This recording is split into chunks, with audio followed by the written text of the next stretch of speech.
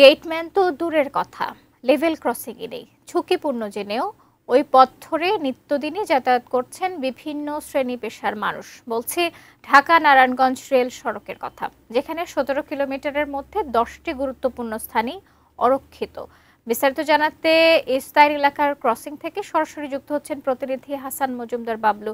বাবলু, এই যে ঝুঁকিপূর্ণ জেনেও মানুষ যাতায়াত করছে, এ নিয়ে প্রশাসন কোনো ব্যবস্থা গ্রহণ করেছে কিনা জানাবেন।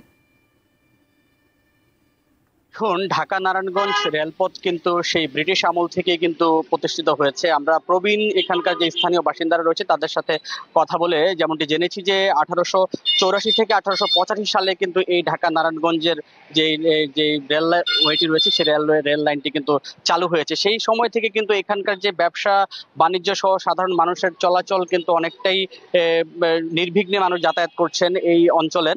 তো এই ঢাকা নারায়ণগঞ্জ রেল লাইনের যে 10টি গুরুত্বপূর্ণ জায়গা রয়েছে, যে 10টি গুরুত্বপূর্ণ জায়গা কিন্তু আসলে রেল ক্রসিং নেই। এখানকার মানুষ প্রতিদিনই কিন্তু জীবনের ঝুঁকি নিয়ে তারা চলাচল করছে।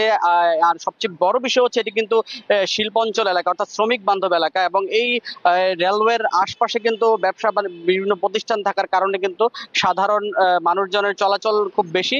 তারপরেও কিন্তু এমনটা জেনেও কিন্তু এখানকার কিন্তু এই ক্রসিং গুলো কিন্তু দীর্ঘ এক যুগেও গড়ে ওঠেনি, আমরা যেমনটি জেনেছি। স্থানীয়রা বলছেন যে প্রতিনিয়তই কিন্তু প্রাণহানি সহ নানামুখী সমস্যার শিকার হচ্ছেন তারা। এখানকার যে গুরুত্বপূর্ণ জায়গা রয়েছে পাগলা, আলীগঞ্জ, ইসদাইর, হ্যাঁ, ফতুল্লা, নন্দলালপুর সহ বেশ কিছু জায়গায় কিন্তু আসলে এই এটি সহ কিন্তু বেশ কিছু জায়গায় এই গুরুত্বপূর্ণ জায়গাগুলোতে রেল ক্রসিং না থাকায় কিন্তু মানুষ বেশ বিপাকেই রয়েছেন। আমরা রেল স্টেশনের জানে কর্মকর্তা রয়েছে যারা, তাদের সাথে কথা বলার চেষ্টা করেছি, রেলওয়ের কর্মকর্তাদের সাথে কথা বলার চেষ্টা করেছি।